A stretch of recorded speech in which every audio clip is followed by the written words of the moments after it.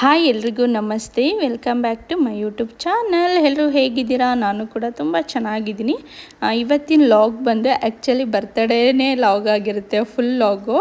ನನ್ನ ಫ್ರೆಂಡ್ ಮಗನ ಬರ್ತಡೇಗೆ ಇನ್ವೈಟ್ ಮಾಡಿದರು. ಧನ್ವಿತ್ನು ದಕ್ಷಿತ್ನು ಕರ್ಕೊಬನ್ನಿ ಅಂದ್ಬಿಟ್ಟು. ನಮ್ಮ ಮನೆಯಿಂದ ಸ್ವಲ್ಪ ಒಂದು 10 ಮನೆ ಆದಮೇಲೆ ಅಷ್ಟೇ ಅವ್ರ ಮನೆ ಇರೋದು. ಸರಿ ಆಯಿತು, ಕರ್ಕೊಂಡು ಹೋಗೋಣ ಅಂದ್ಬಿಟ್ಟು ಮಕ್ಕಳನ್ನು ಕೂಡ ಕರ್ಕೊಂಡು ಹೋಗಿದ್ದೆ. ತುಂಬ ಜನ ಮಕ್ಕಳು ಸೇರಿದರು. ಬರ್ತಡೇ ಪಾರ್ಟಿ ಅಂದರೆ ಮಕ್ಕಳು ಬರ್ತಡೇ ಅಂದರೆ ಆ್ಯಕ್ಚುಲಿ ಅವ್ರ ಫ್ರೆಂಡ್ಸ್ಗಳನ್ನೆಲ್ಲ ಕರೀಲಿಲ್ಲ ಅಂದರೆ ಅವರು ಕೇಕೆ ಕಟ್ ಮಾಡೋಲ್ಲ.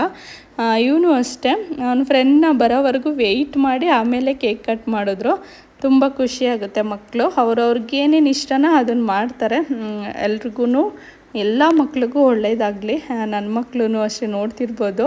ದಕ್ಷಿತ್ತು ಎಲ್ಲರ ಜೊತೆ ಮಿಂಗಲ್ ಆಗ್ತಾನೆ ಸ್ವಲ್ಪ, ಬಟ್ ಧನ್ವಿತ್ತು ಅಮ್ಮ ಅಮ್ಮ ಅಂತ ಹಿಂದೆನೇ ಇರ್ತಾನೆ. ಅದೊಂದು ಬೇಜಾರಾಗುತ್ತೆ. ಇನ್ನೂ ಗೊತ್ತಾಗಲ್ವಲ್ಲ, ಚಿಕ್ಕ ವಯಸ್ಸಲ್ವ ಅಂದ್ಬಿಟ್ಟು ನಾನು ಸುಮ್ಮನೆ ಹಾಕ್ತೀನಿ. ಫುಲ್ ಲೇಔಟ್ ಮಕ್ಕಳೆಲ್ಲ ಸೇರಿಕೊಂಡಿದ್ರು. ಏನೋ ಒಂಥರ ಖುಷಿ ಆಗ್ತಿತ್ತು ನನಗೂ. ಫಸ್ಟ್ ಟೈಮ್ ಈ ಥರ ಬರ್ತ್ಡೇ ಪಾರ್ಟಿ ನೋಡಿದ್ದು. ತುಂಬ ಚೆನ್ನಾಗಿತ್ತು. ಚೋಟ ಮಕ್ಕಳು, ಚಿಕ್ಕ ಮಕ್ಕಳಿಂದ ಸ್ವಲ್ಪ ದೊಡ್ಡ ಮಕ್ಕಳವರೆಗೂ ಎಲ್ಲರೂ ಬಂದಿದ್ದರು. ಎಲ್ಲರ ಪೇರೆಂಟ್ಸು ಕೂಡ ಬಂದಿದ್ದರು. ತುಂಬ ಚೆನ್ನಾಗಿತ್ತು ಬರ್ತಡೇ ಪಾರ್ಟಿ. ಚಿಕ್ಕದಾಗಿದ್ರು ಚೊಕ್ಕವಾಗಿ ಅಂತಾರಲ್ಲ, ಹಾಗೆ ಚಿಕ್ಕ ಪಾರ್ಟಿ ಆದರೂ ಚೊಕ್ಕವಾಗಿತ್ತು. ತುಂಬ ಚೆನ್ನಾಗಿತ್ತು. ಸಖತ್ ಎಂಜಾಯ್ ಮಾಡ್ತಿದ್ರು ಮಕ್ಕಳೆಲ್ಲ. ನಮ್ಮ ಮನೆಯವ್ರ ಬರ್ತಡೇನು ಇವತ್ತೇ ಇದ್ದಿದ್ದರಿಂದ ನಾನು ಸ್ವಲ್ಪ ಅಡುಗೆ ಎಲ್ಲ ಮನೇಲೇ ಮಾಡಿದ್ದೆ. ನಮ್ಮ ಮನೆಯವ್ರು ಬರೋದು ಸ್ವಲ್ಪ ಲೇಟ್ ಆಯಿತು, ಆಫೀಸ್ಗೆ ಹೋಗಿದ್ರು, ರಜಾ ಹಾಕಿರಲಿಲ್ಲ. ಅವರಿಗೋಸ್ಕರ ಏನೇನು ಮಾಡಿದ್ದೀನಿ ನೋಡಿ. ಲೆಮನ್ ಜ್ಯೂಸು, ಗೋಬಿ, ಮತ್ತು ಮಿಕ್ಸ್ ವೆಜ್ ಕರಿ, ವೆಜ್ ಬಿರಿಯಾನಿ, ಮತ್ತು ಮಿಕ್ಸ್ ವೆಜ್ ಕರಿಗೆ ಪರೋಟ ಅಂಗಡಿದಿದ್ದು, ಮನೇಲೇನು ಮಾಡಿಲ್ಲ, ಅಂಗಡಿಯಿಂದ ತಂದಿದೆ.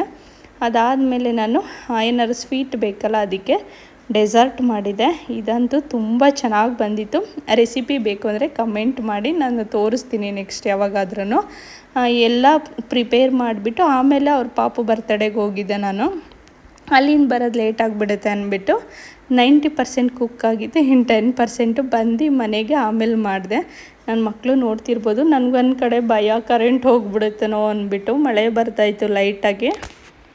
ಸದ್ಯ ಕರೆಂಟ್ ಏನೂ ಹೋಗಲಿಲ್ಲ. ಮಕ್ಕಳನ್ನು ಕೂಡ ಸುಮ್ಮನೆ ಹಾಗೆ ಕೂತ್ಕೊಂಡಿದ್ದಾರೆ. ಟಿ ವಿ ನೋಡ್ಕೊಂಡು ಊಟ ಮಾಡೋಣ ಅಂದ್ಬಿಟ್ಟು ಎಲ್ಲನೂ ತಂದು ಈ ಥರ ಕೆಳಗಡೆ ಇಟ್ಟಿದ್ದೀನಿ. ನಾವು ಯಾವಾಗಲೂ ಕೆಳಗಡೆನೇ ಕೂತ್ಕೊಂಡು ಊಟ ಮಾಡ್ತೀವಿ. ಮಕ್ಳಿಗೂ ಅದೇ ಅಭ್ಯಾಸ ಆಗಿದೆ. ಸ್ವಲ್ಪ ಎಂಜಾಯ್ ಮಾಡ್ಕೊಂಡು ಮಾತಾಡ್ಕೊಂಡು ಊಟ ಮಾಡೋಣ ಅಂದ್ಬಿಟ್ಟು. ನಮ್ಮ ಮನೆಯವರು ಅಷ್ಟೇ, ಅವರು ಅಷ್ಟೇ ಕಂಫರ್ಟಬಲಾಗಿ ಕೆಳಗಡೆನೇ ಊಟ ಮಾಡೋಕ್ಕೆ ಇಷ್ಟಪಡ್ತಾರೆ. ಎಲ್ಲನೂ ತೊಗೊಬಂದು ಇಡ್ತಾಯಿದ್ದೀನಿ. ಏನು ಇಷ್ಟೊಂದೆಲ್ಲ ಮಾಡಿಬಿಟ್ಟಿದ್ದೀಯಾ ಒಬ್ಬಳೇ, ಮತ್ತು ಯಾರು ತಿನ್ನೋರು ಇದೆಲ್ಲ ಅಂತ ಹೇಳ್ತಾಯಿದ್ರು. ಏನು ಹೊರಗಡೆ ಹೋದರೆ ಎಲ್ಲನೂ ತೊಗೊಂಡು ತಿಂತೀವಲ್ವ, ಮನೇಲೂ ಏನಾದರೂ ವೆರೈಟೀಸ್ ಮಾಡೋಣ ಅಂದ್ಬಿಟ್ಟು ನೋಡ್ತಿರ್ಬೋದು. ಇನ್ನೊಂದು ಸಲ ತೋರಿಸ್ತಾ ಇದ್ದೀನಿ. ಮಸಾಲ ಪಾಪಡು, ಬೆಂಡೆಕಾಯಿ ಫ್ರೈ ಕೂಡ ಮಾಡಿದ್ದೆ. ಅದನ್ನು ಆವಾಗಲೇ ತೋರಿಸಿರಲಿಲ್ಲ, ಅದಕ್ಕೆ ಇನ್ನೊಂದು ಸಲ ಕ್ಲಿಪ್ಪಿಂಗ್ ತಗೊಂಡೆ. ಫುಲ್ ಎಂಜಾಯ್ ಮಾಡ್ತಾಯಿದ್ರು ನನ್ನ ಮಕ್ಕಳಂತೂ. ನಮ್ಮ ಮನೆಯವ್ರಿಗೂ ತುಂಬ ಖುಷಿ ಆಯಿತು. ದಕ್ಷಿತ್ ಸ್ವಲ್ಪ ಹಠ ಮಾಡ್ತಾಯಿದ್ದಾರೆ. ನಮ್ಮ ಮನೆಯವ್ರಿಗೆ ಜ್ಯೂಸ್ ಗ್ಲಾಸ್ ಕೊಟ್ಟನಲ್ಲ, ಅದೇ ಬೇಕು ನನಗೆ ಅಂದ್ಬಿಟ್ಟು ಅವ್ರಿಗೂ ಸ್ಮಾಲ್ ಗ್ಲಾಸಲ್ಲಿ ಇಟ್ಟಿದ್ದೆ. ಬಟ್ ನನಗೆ ಅದು ಬೇಡ, ಅಪ್ಪ ಇಟ್ಕೊಂಡಿರೋದೇ ಬೇಕು ಅಂದ್ಬಿಟ್ಟು ಹಿಂಸೆ ಮಾಡ್ತಾಯಿದ್ದಾರೆ. ಸರಿ ಆಯಿತು ಅಂದ್ಬಿಟ್ಟು ನನ್ನ ಗ್ಲಾಸ್ನೇ ಕೊಟ್ಟೆ. ಇವಾಗ ನೋಡಿ ಕೆಳಗೆ ಕುತ್ಕೊಂಡು ಕುಡಿತಾ ಇದ್ದಾರೆ. ಮಕ್ಕಳು ನಮಗೇನು ಬೇಕು, ನಾವೇನು ತಿಂತೀವಿ, ನಾವೇನು ಇಟ್ಕೊಂಡಿರ್ತೀವಿ ಅದೇ ಕೇಳ್ತಾರೆ ಅವರೂ. ಬಟ್ ಏನು ಮಾಡೋಕ್ಕಾಗಲ್ಲ, ಮಕ್ಕಳಲ್ವಾ.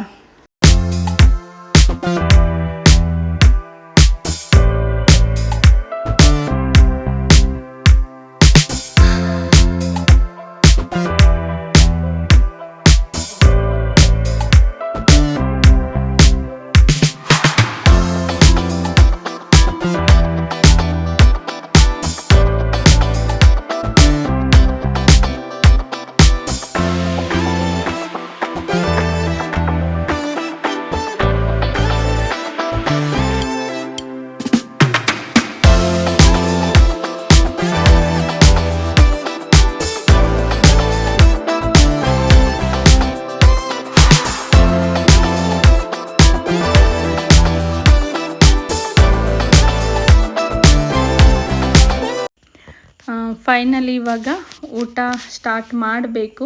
ಜ್ಯೂಸ್ ಕುಡ್ದಿದ್ದಾಯಿತು, ಗೋಬಿ ತಿಂದಿದ್ದಾಯಿತು.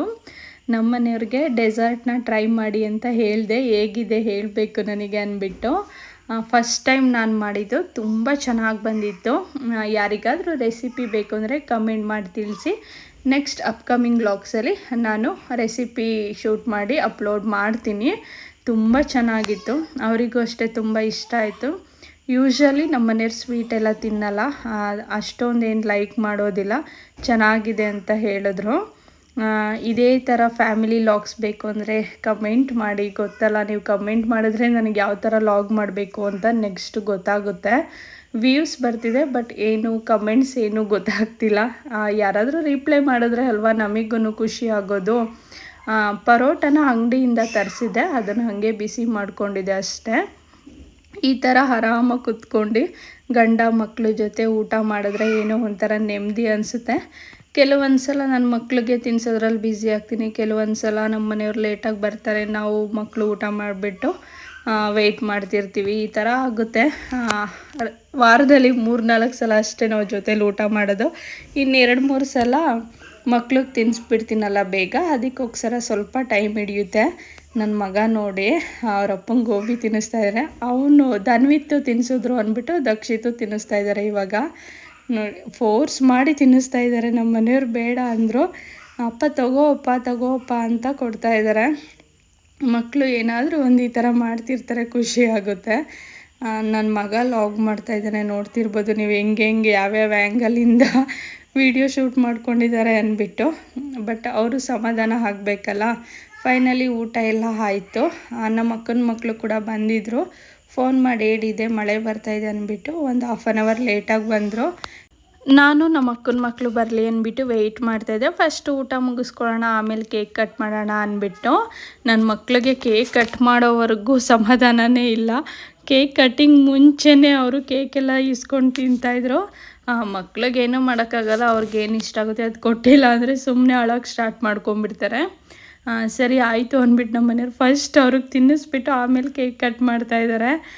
ನಮ್ಮ ಮನೆಯವರು ರಜಾ ಏನೂ ತೊಗೊಂಡಿರಲಿಲ್ವಲ್ಲ, ಸರಿ ಆಯಿತು. ಮತ್ತೆ ನಾವು ಔಟ್ಸೈಡ್ ಹೋಗಬೇಕು, ಅವಾಗ ಲೀವ್ ತೊಗೊಬೇಕು. ಇವಾಗಲೂ ತೊಗೊಂಡ್ರೆ ಮತ್ತೆ ಅವಾಗೂ ರಜಾ ಹಾಕ್ಲಿಕ್ಕಾಗಲ್ಲ ಅಂದ್ಬಿಟ್ಟು ಆಫೀಸ್ಗೆ ಹೋಗಿದ್ರು. ನನ್ನ ಮಕ್ಕಳು ಅಮ್ಮ ನಾನು ತಿನ್ನಿಸ್ತೀನಿ ಅಮ್ಮ ಅಂತ ದಕ್ಷಿತ್ತು ಕೇಕ್ ಕೇಳ್ತಾ ಇದ್ದಾರೆ. ಸರಿ ಆಯಿತು ಮಗನೇ ತಿನ್ನಿಸು ಅಂದ್ಬಿಟ್ಟು ಅವರಿಗೂ ಕೂಡ ಕೊಟ್ಟೆ.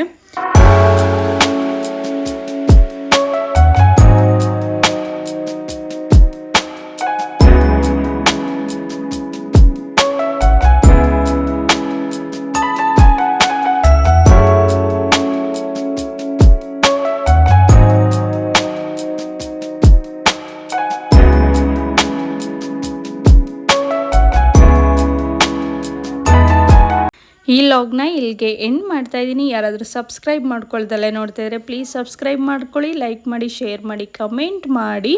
Thank you for watching.